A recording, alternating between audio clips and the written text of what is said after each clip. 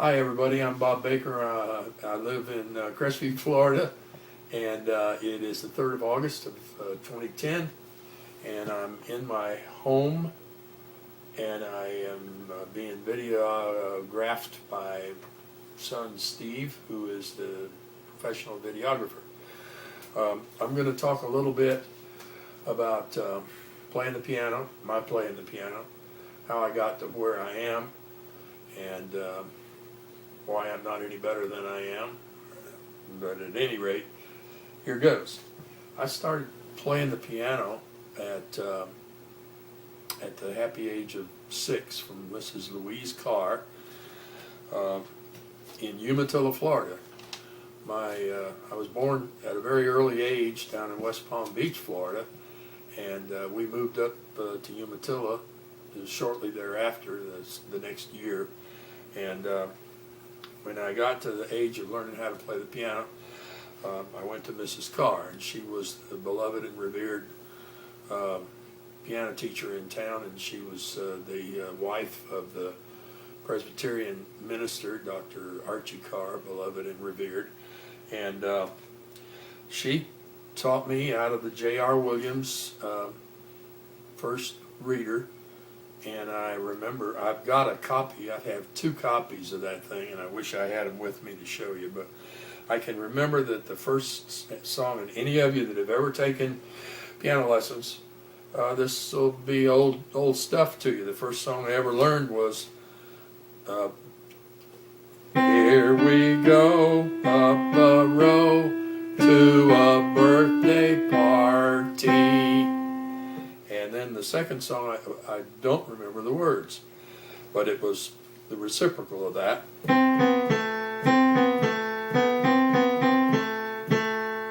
And then we started getting fancy.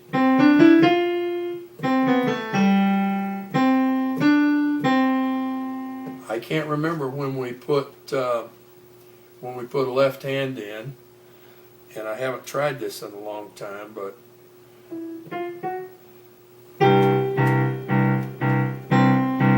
this is called In a Wigwam.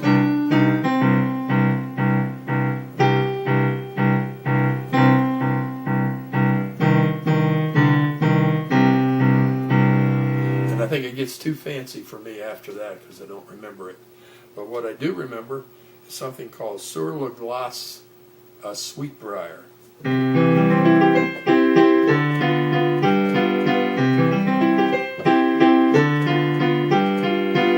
And I liked it because it had some progressions.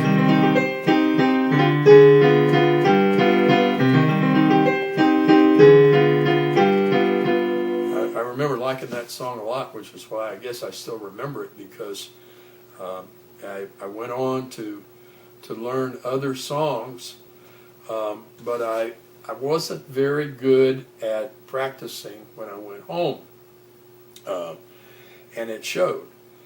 And Mrs. Carr taught me, I learned to play songs like the American Patrol March, Wedding of the Painted Doll. She knew I liked airplanes and war movies, and this is during World War II. I learned to play Warsaw Concerto, believe it or not. I can't play any of those things now. And Rhapsody in Blue, I learned to play that. And so by the time I got to be about 9 or 10 or 11 years old, I was not learning sight. I was not doing much sight reading. And I'll jump ahead now, and people ask me sometimes, well, do you read music? And I say, well, a little. And they say, well, what do you mean by that? And I say, I read music at about a page a week. Anyhow, I started learning how to play boogie woogie from the records that my mother would bring home. And I remember she brought me home a record of Pine Top Smith. And I remember kind of how it started.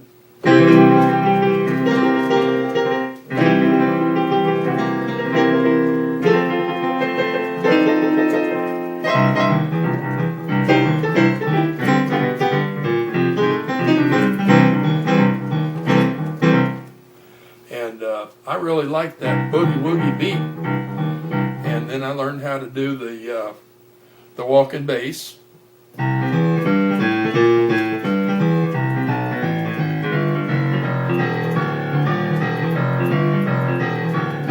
And I still utilize that a lot in my playing today.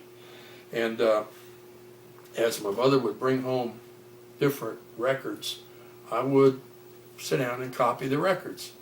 In the meantime, my music lessons with Mrs. Carr just kind of suspended because I wasn't doing very well and I wasn't applying myself to it. And so I just quit taking lessons from her. And my mother would bring home stuff from, she would bring home other kind of piano music. She was a product of the early third of the century, and so she would bring home Eddie Duchin records, and I can remember that I liked the way he played Melancholy Baby.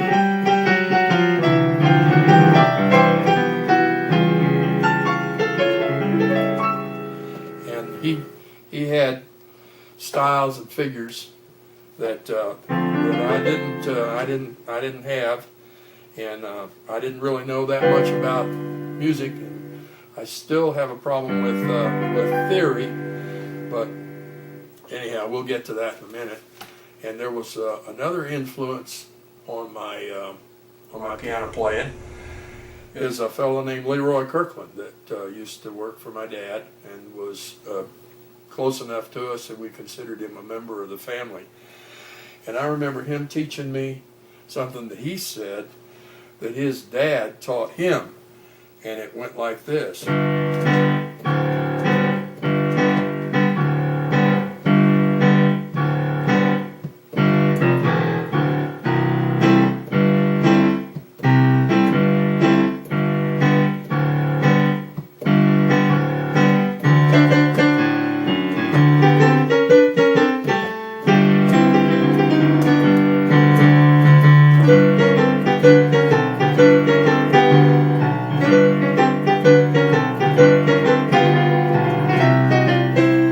You get the general idea.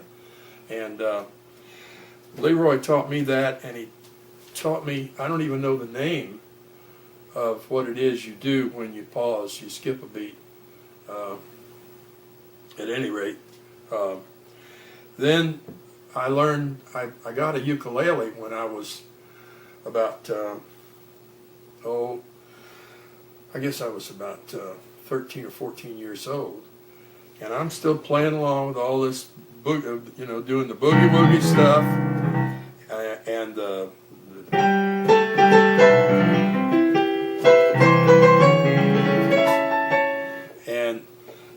Eddie Duchin kind of stuff, and the Fats Waller. Oh yeah, she got a Fats Waller record, and I can remember.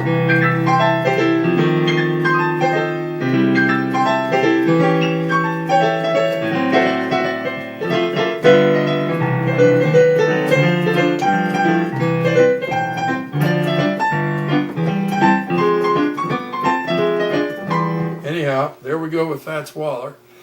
And then I got a ukulele. Well, the basic chords on a ukulele.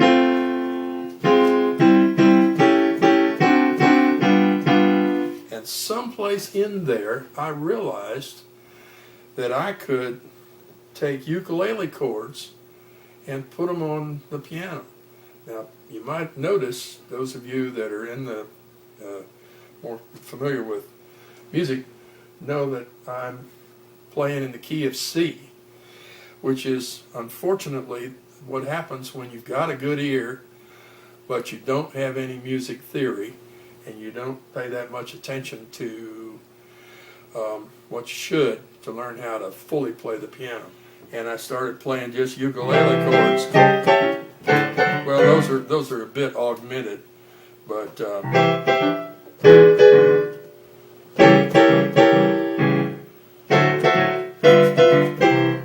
so I'm playing along in high school, and I'm playing a little bit of stride because my mother played stride. Her favorite song was "It Had to Be You," and she used to play that for me all the time. And it's already up. But I was doing the boogie woogie thing, and I used to get asked by the school administrators to entertain during assembly at Umatilla High School. So I'd get up there and for a while, a very short while, I had a radio program on WEUS in Eustis, Florida, and it was called In Tune with the Teens, and it was supposed to be music and news about local happenings and that and the other. I didn't apply myself there either, and that radio program went away after only about 4 or 5 sessions. But I used to open it with this. I played the piano and opened the program.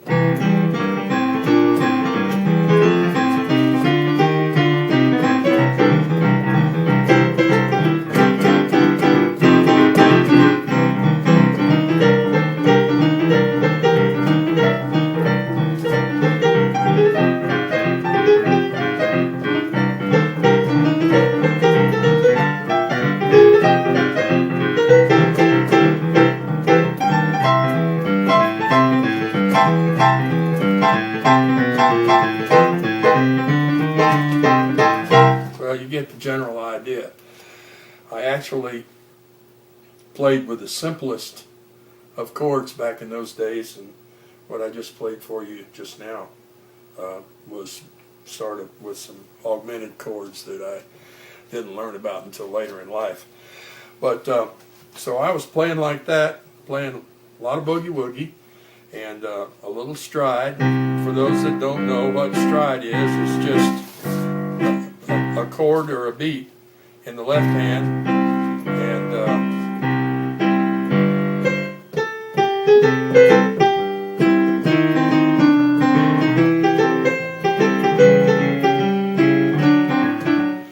so you keep the beat going in the left hand. And so I was playing that, and then I went off to college. And while I was in college, I got to be a roommate of a guy named Buddy White that lived over in the next town over. And he introduced me to the Club Rudo in Mount Dora, Florida. The Club Rudo was right by Highway 441 outside of Mount Dora. And I used to go over there. I don't want to say anything that's going to get anybody in trouble for selling to people underage, so I'll just leave it at that. Anyhow, there was a piano player there that had a reputation for playing in clubs and at parties around Lake County, and his name was Carl. And I don't remember whether his last name was Burns or Jackson or Douglas, but he lived in Kissimmee. And he used to take the Greyhound bus to the Club Rudo, and they would drop him off in front of the club, and then he would pick it up after he finished his 3 sets he'd have. He would finish up about midnight, and he would go back on the bus. There were times when he couldn't make it, and somebody had to take him back because Carl was known to take a drink or two. He kept a bottle of a glass of whiskey down at the bottom. He played a console piano. You can see over it. It's taller than this, but he had his back to the wall, sat in a straight back chair, wooden chair, and he sat on an unopened case of Budweiser. And I always felt that that's the best way to play, is to sit in a straight back chair in an unopened case of Budweiser. Anyhow, Carl had a story that may or may not have been true, but I choose to believe every word of it. And that was that he graduated from Tuskegee Institute, and Carl was a gentleman of color, and he ended up in Chicago playing jazz music, playing in bands like Erskine Hawkins. He claims to have been second trumpet when Erskine Hawkins recorded the song Cherry. And I have done the discographies of that record, and I cannot find anybody by that name. So he may have been under a different name. I do not know. But he claims that when he was living in Chicago, that he roomed with a young piano player named Earl Hines. And he says that he taught Earl Hines something about playing the trumpet, and Earl Hines taught him some things about playing the piano. And when I looked at Carl's style, it was reminiscent of the Earl Hines style, because one of the things Carl used to like to do was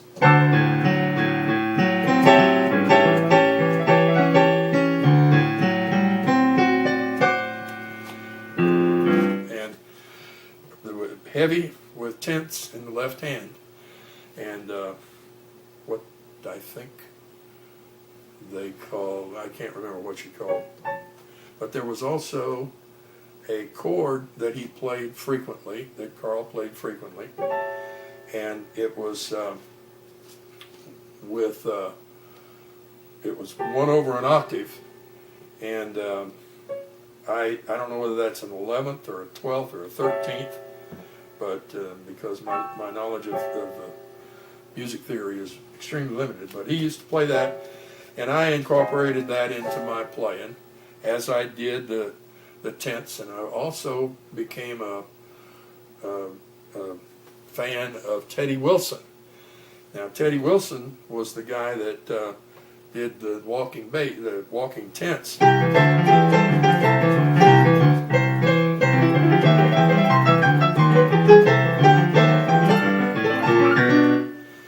little Sheik of Araby there. We'll get back to some more of that later.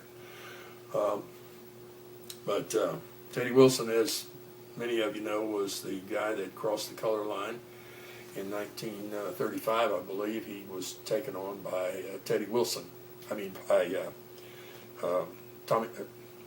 Benny Goodman, and he was well known for that. But I finally, after many years, I got to meet Teddy Wilson in 1976 at the Matador Club in San Francisco, and he was playing with my then wife's uncle, who played bass and still does in San Francisco, and he's well known, has accompanied a lot of other people.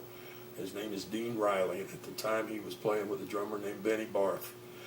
And Dean's name appears on many records, and he's played with a lot of well-known musicians. At any rate, Teddy Wilson lived for a long time after 1976. I think he died in the mid-80s. But he was the guy that had the walking tenths and articulated with his right hand pretty fast. And I just got through bringing myself up to about when I was in my late teens, and I was heavily influenced at that time by a piano player over at the Club Rudo in Mount Dora named Carl, who was a product of the jazz scene of Chicago, according to his record of it, and he was playing in Lake County, Florida, and Eustis, and all around. At any rate, Carl used to let me come in and pull up a chair and watch him while he was playing. And he would play, and people would dance or just listen or whatever. And it turned out that he also had been influenced by Erskine Hawkins. Now, Erskine Hawkins is the guy that wrote After Hours.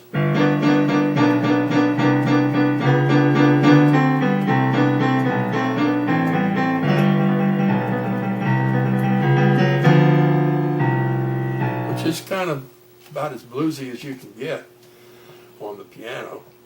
But so Carl taught me a lot. He used to let me sit next to him, and it must have been a bother to him, but I did it anyhow. And he would let me sit, and then when he'd go on break, I would play. And one of the things that Carl had, he had sort of had two theme songs. One of them was this little ditty.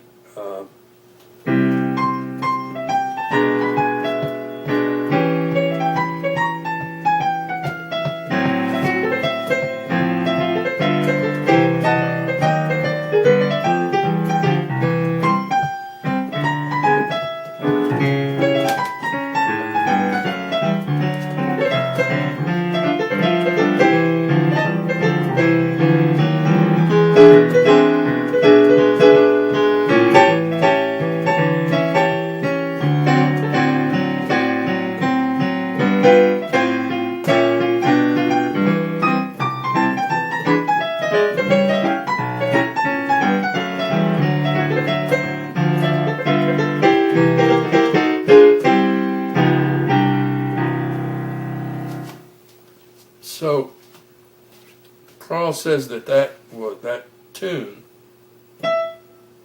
goes with the old-timey Charleston tune that they used to have back in the 60s.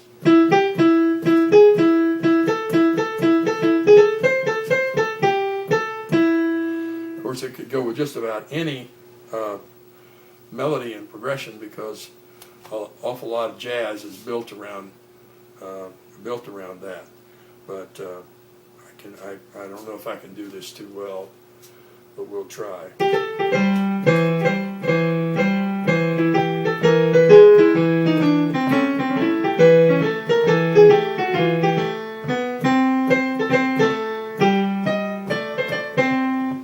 You get the general idea that way.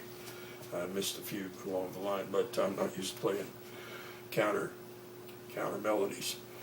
At any rate, that was Carl's theme song, and the other one that he was well known for was the song "Cherry," which was recorded by Erskine Hawkins back in the 20s or 30s, and it was also recorded in the 40s or 50s by Bob Crosby and his Bobcats. I've added an introduction that actually came from another piano player, but so be it.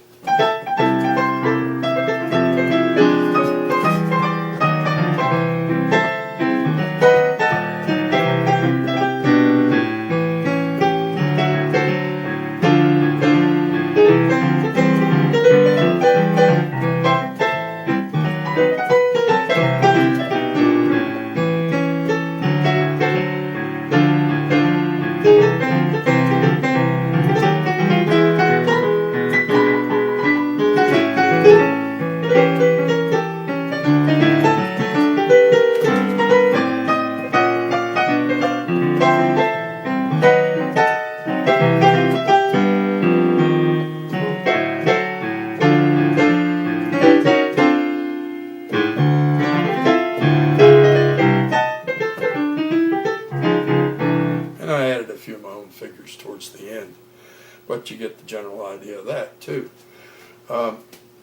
So I kind of lost track of Carl, and after I got out of college and went down to Melbourne, Florida, was living there and working out at Cape Canaveral, I'd go in a place that had a piano, just socially, and go in, and sure enough I'd go sit down at the piano and start playing, and you get a lot of free drinks that way. But the owners of the Midway Bar asked me if I wanted a job, and it's the first time anybody had ever asked me to pay me for playing the piano. But so I did, and I worked at the Midway Bar on Friday and Saturday nights for several years, much to the chagrin of my then wife Marlene, because I would come home having consumed quite a large amount of free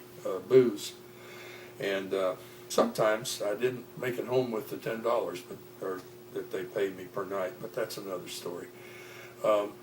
Anyhow, I had an opportunity to sort of improve,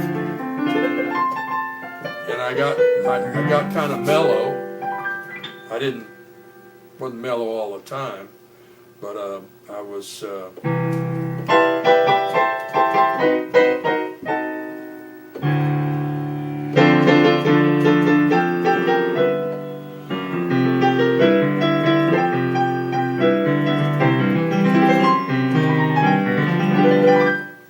So songs like that, Penthouse Serenade, got me out of the beer bars into the real cocktail lounges, and they still like to hear the stomping music, but you know, they like that other stuff too. So I learned, you know, to play a mixture of music, but I'm still in the key of C, and I can't transpose very well. And to all of you out here, all of you young people out there that think that you have an ear for music and think that you can do it on your own, unless you are in the genius class, which I am not, I suggest that you find a way to learn some music theory, learn to read notes, inform yourself, and be able to play in more than just the key of C. I can now play in more than the key of C, but not very much.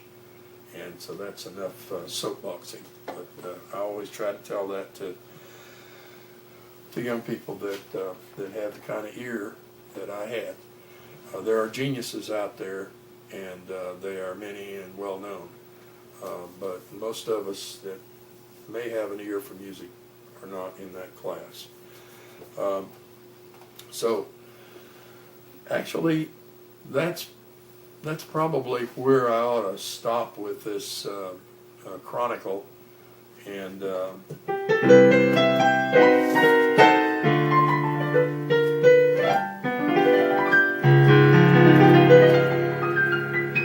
say goodbye and thank you for listening.